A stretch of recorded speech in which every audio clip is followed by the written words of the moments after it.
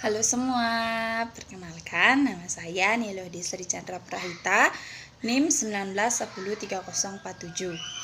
Pada kesempatan ini, saya ingin mempresentasikan satu proses pemasaran pada suatu usaha pariwisata, yaitu Blue Lagoon Eco Village. Yang pertama, saya ingin memberikan sedikit gambaran tentang Blue Lagoon Eco Village. Blue Lagoon Eco Village ini merupakan villa yang berdiri pada tahun 2009 di Desa Padangbae.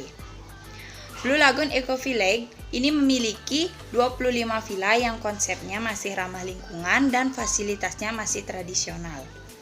Blue Lagoon Eco Village memiliki view pantai pasir putih yang indah yang menjadikan villa ini berbeda dari villa-villa yang berada di sekitarnya. Dari sisi marketing, mereka menggunakan beberapa strategi. Dalam kesempatan ini, saya akan melakukan analisis tentang proses pemasaran pada Blue Lagoon Eco Village. Berikut adalah tampilan mind mapping dari proses pemasaran pada Blue Lagoon Eco Village. Yang pertama adalah analisis letak wilayah. Dari analisis ini, Blue Lagoon Eco Village melihat infrastruktur yang ada. Infrastruktur yang dimaksud adalah adanya jalan raya, adanya aliran listrik di daerah tersebut, adanya parkir yang luas, dan adanya jaringan internet yang tersedia. Karena jika tidak ada infrastruktur, sebuah usaha pariwisata atau usaha-usaha lain tidak akan berjalan dengan lancar. Kemudian yang kedua adalah melihat infrastruktur penunjang di sekitar. Seperti adanya restoran di sekitar, seperti adanya klinik dan dokter, dan seperti adanya area perbelanjaan untuk menunjang infrastruktur. Kemudian yang terakhir dari analisa ini adalah melihat kawasan pariwisata lainnya di sekitar. Karena jika kita dekat dengan kawasan wisata lain, itu akan mempermudah wisatawan untuk mengetahui dan mengunjungi usaha yang dibuat. Analisis yang kedua adalah analisis pasar dan analisis wisatawan. Dari analisis ini, Blue Lagoon Eco Village melihat perkembangan kebijakan pemerintah, di mana seperti saat ini pandemi COVID-19 sedang melanda dan sektor pariwisata menjadi sangat lumpuh akibat pandemi ini. Hal ini membuat Blue Lagoon Eco Village melakukan kebijakan pemerintah seperti pemberian aturan untuk membatasi tamu yang ingin berkunjung atau menginap ke villa dan tetap melakukan protokol kesehatan. Kemudian yang kedua adalah melihat tren wisatawan yang datang ke Padangbae dalam 5 bulan ke belakang. Padangbae memang terkenal dengan pelabuhan penyeberangan yang berada di Karangasem. Ini membuat Padangbae begitu dikenal oleh wisatawan, apalagi Padangbae memiliki keindahan pasir putih yang membuat Blue Lagoon Eco Village dapat memudahkan wisatawan yang ingin menginap di Padangbae untuk menikmati keindahan pantainya. Kemudian yang ketiga adalah melihat histori hunian villa dalam 5 bulan ke belakang. Jika dilihat dari histori hunian villa dalam 5 bulan ke belakang, tentu saja tidak begitu banyak wisatawan yang menginap atau berkunjung ke Blue Lagoon Eco Village ini, mengingat masih adanya pandemi yang belum usai. Kemudian yang terakhir adalah melakukan analisis SWOT. Dalam segi strategi, bangunan villa yang masih sangat layak huni, servis dari karyawan yang sangat baik, makanan yang disajikan nikmat, dan terdapat pemandangan pantai yang sangat indah. Kemudian dari segi uniqueness, fasilitasnya masih tradisional. Kemudian dari segi opportunity, villa ini bisa menjadi villa yang lebih modern nantinya jika pemiliknya berniat untuk memodernkan villa tersebut. Karena Blue Lagoon Eco Village ini sangat dikenal oleh wisatawan dan juga memiliki pemandangan pantai yang sangat indah. Kemudian dari segi threat atau ancaman, ancaman bagi villa ini adalah dari kompetitor sekitar, karena villa-villa yang berada di sekitar sudah lebih modern dari Blue Lagoon Eco Village ini, baik dari segi bangunan atau fasilitasnya yang sudah sangat mewah. Dan analisis yang ketiga adalah menentukan promosi yang akan dibuat. Yang pertama adalah Stay 3 Pay 2.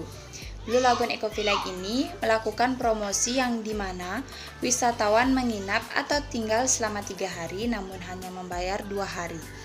Hal ini berlaku untuk semua wisatawan yang ingin menginap di Blue Lagoon Eco Village selama 3 hari. Kemudian yang kedua adalah Honeymoon Package. Villa ini melakukan promosi dengan honeymoon package untuk wisatawan yang baru saja menikah atau ingin berbulan madu.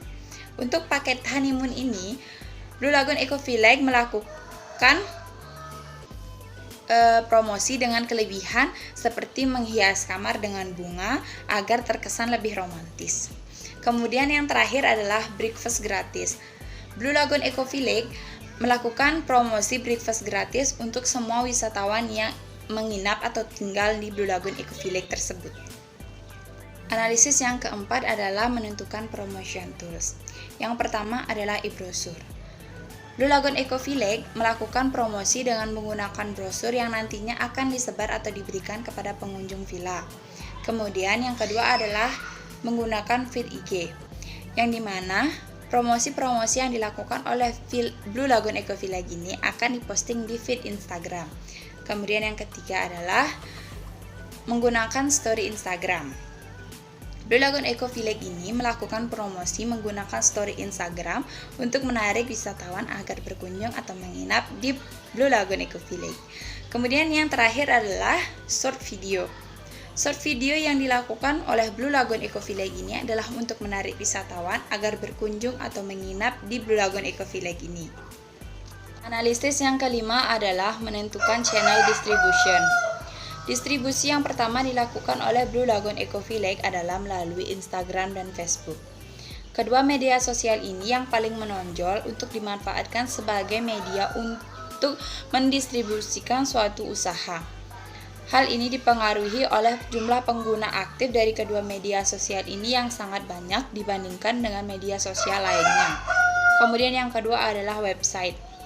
Dengan menggunakan website akan menambah image sebuah bisnis atau usaha agar menjadi lebih kredibel dan profesional, apalagi dipadukan dengan fasilitas atau produk villa dan konten yang berkualitas tinggi. Kemudian yang ketiga adalah melalui YouTube.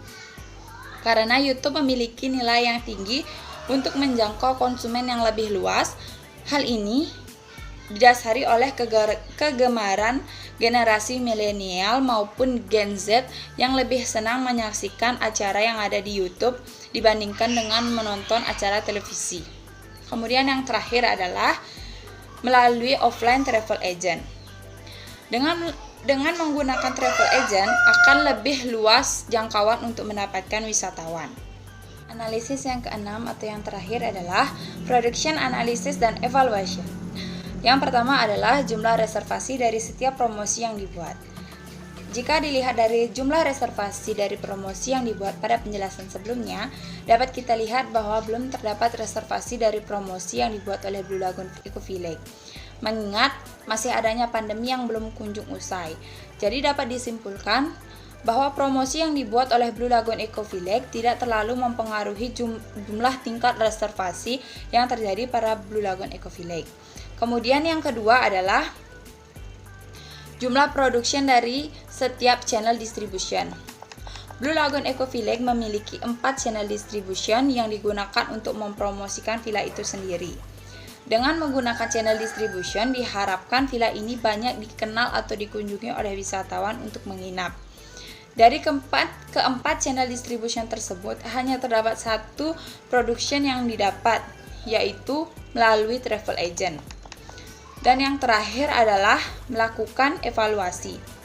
Dari semua proses pemasaran yang telah dibuat oleh Blue Lagoon Eco Village, terdapat beberapa evaluasi yang harus dilakukan dalam menjalankan sebuah promosi guna untuk meningkatkan pengunjung pada villa dan evaluasi dan promosi yang dibuat, yaitu yang pertama adalah promosi yang dibuat sebaiknya ditambah lagi seperti memberikan diskon yang lebih besar, kemudian memberikan pelayanan gratis seperti spa dan yang lain.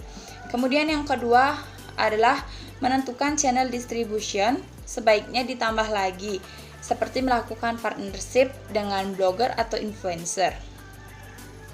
Baik, terima kasih atas perhatiannya. Mohon maaf apabila ada kesalahan yang disengaja baik tidak disengaja. Saya mohon maaf sebesar-besarnya dan terima kasih. Sampai jumpa.